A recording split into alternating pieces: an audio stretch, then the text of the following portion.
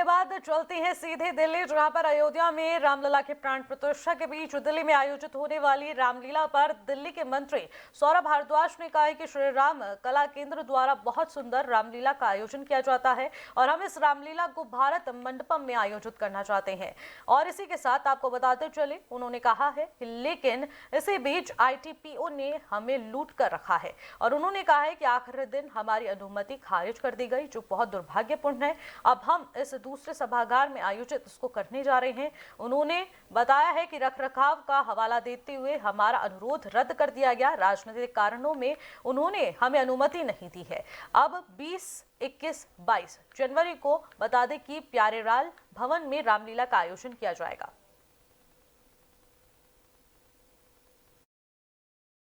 देखिए, हम लोगों ने काफी दिनों से एक प्लानिंग की हुई थी कि हम दिल्ली में एक बहुत सुंदर रामलीला होती है श्री राम कला केंद्र द्वारा, और मुझे लगता है कि वो सबसे अच्छी हिंदुस्तान की रामलीलाओं में से है। 3 घंटे की उसकी शो होता है। हम लोग बहुत कोशिश कर रहे थे कि उसको हम प्रगति मैदान में भारत मंडपम में दिखाएं, जिसमें एक बड़ा हॉल है। और हम कई दिनों से लगभग 4-5 दिन तक जो है ITPO के पीछे लगे रहे। उन्होंने हमें कहा कि हो जाएगी, आज हो जाएगी परमिशन, कल हो जाएगी, इस तरह से वो टालते रहे और अंत में उन्होंने आखिरी दिन में आके हमारी परमिशन को जो है रिजेक्ट कर दिया, जो कि काफी दुर्भाग्यपूर्ण है। भगवान राम के विषय में इस तरीके का काम केंद्र सरकार की ITPO करे, ये अच्छा नहीं है।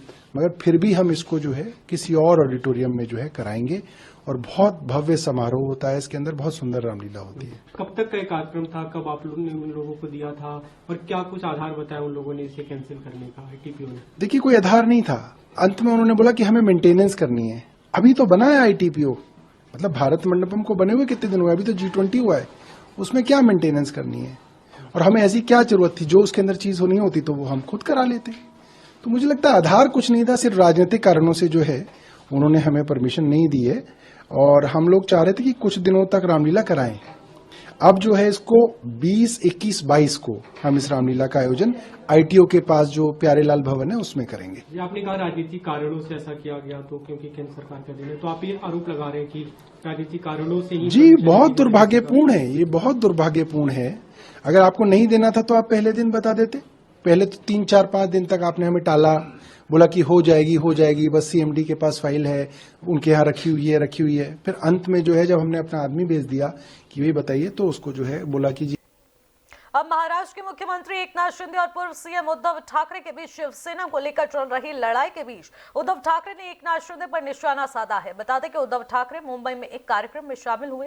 इस दौरान उद्धव ने शिंदे पर हमला करते हुए कहा कि जिसने बाला साहेब ठाकरे से उन्हें बचाया था, अब वो शिवसेना को नष्ट करने की कोशिश कर रहे हैं। हम कहते हैं कि गर्व से कहो कि हम हिंदू हैं, लेकिन नालायक लोग हिंदुओं और हिंदुत्व के बीच भेदभाव कर रहे हैं।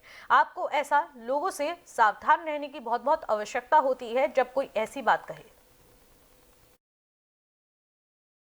कुछ भी हो, तो बाला साहब ने जो हमें सीख दी है कि उस वक्त जो भी आपत्तिग्रस्त है उसकी मदद करो।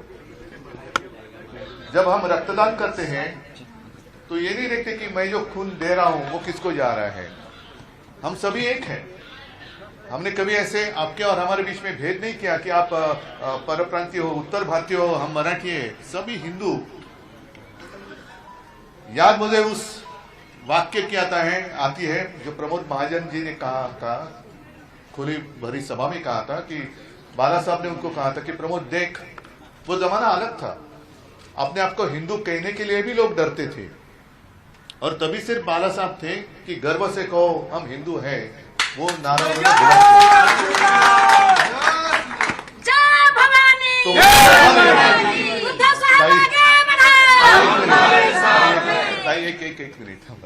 तो उस वक्त बाला साहब ने प्रमोद जी को कहा था कि प्रमोद देख, इस देश में हिंदू बनकर वोट करेगा, मतदान करेगा।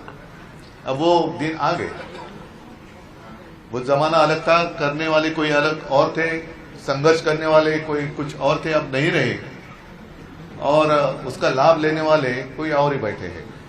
संघर्ष से उनको मुझे नहीं लगता कुछ लेना देना है। पकी हुई रोटी वो खा रहे हैं, लेकिन वो रोटी पकाने के लिए जिसने कष्ट उठाए, दुर्भाग्य है वो एक तो अपने बीच में नहीं रहे और जो बीच में अपने हैं उनको बाजू कर दिया गया है। आप सभी का मैं इसलिए स्वागत कर रहा हूं, एक तो इस मातोश्री में बहुत सारे लोग आए हैं, मेरे पिताजी के पास आए थे, मेरे पास भी आए, मदद के लिए आए थे, हमें बचाओ।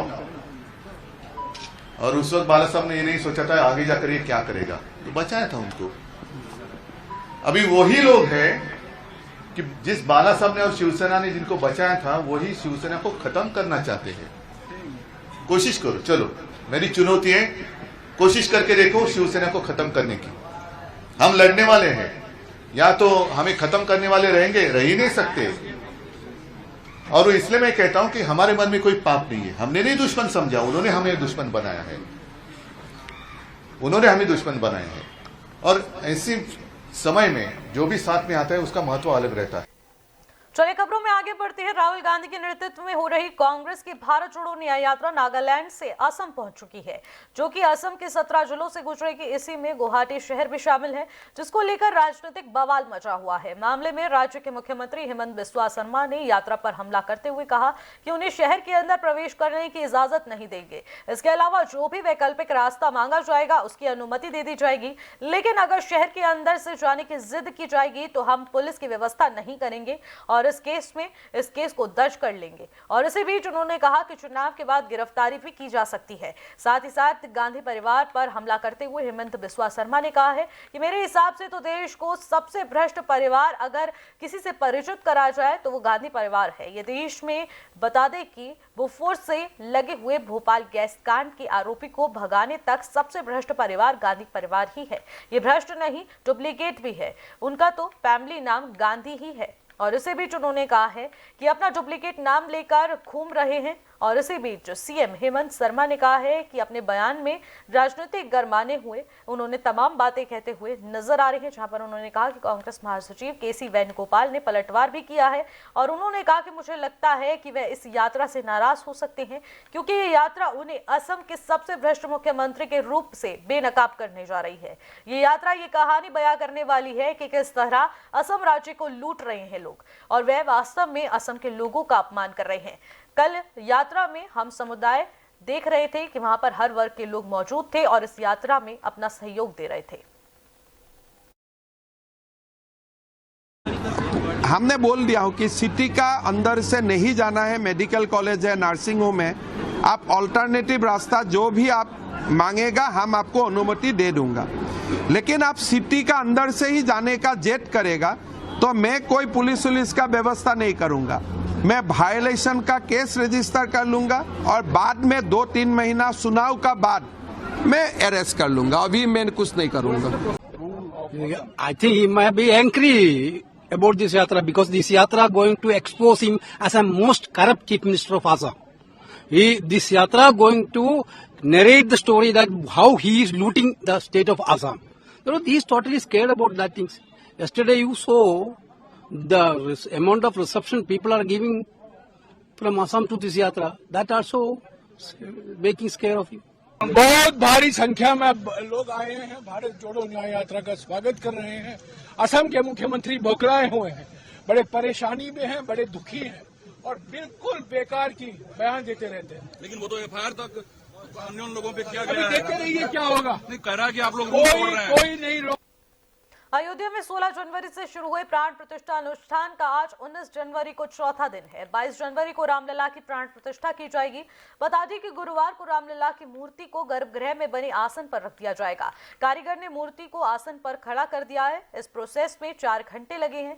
बताया जा रहा है कि अब मूर्ति को गंधवास के लिए सुगंधित जल से अब नहलाया जाएगा और उसमें रखा जाएगा। फिर अनाज, फल और घी में उन्हें रखा जाएगा। आज श्री रामलला वैदिक मंत्रों के साथ औषधि दिवास और केसरा दिवास और इसी के साथ ही साथ धृता दिवास करेंगे और फिर आरनी मंथन से कुंड में अग्नि प्रकट की जाएगी। आचार्य अरुण दीक्षित ने कहा है कि अग्निदेव को प्रकट करने के लिए आरनी मंथन होगा और श्री रामलला 22 जनवरी को प्राण प्रतिष्ठा कार्यक्रम में अब किस तरीके से उनकी पूजा अर्चना की जाएगी इसका ब्यूरो भी दे दिया गया है। लेकिन श्री रामलला 20 जनवरी को वास्तु शांति के बाद सिंहासन पर विराजमान होंगे। इस बीच जगत गुरु रामभद्राचार्य ने कहा है कि गर्भगृह में नई प्रतिमा की की प्राण प्रतिष्ठा में कोई दिक्कत नहीं है। ऐसे लोगों के दर्शन के लिए ये सब व्यवस्था की जा रही है। आज शाम 7 बजे से अस्थायी राम मंदिर में दर्शन बंद हो जाएंगे।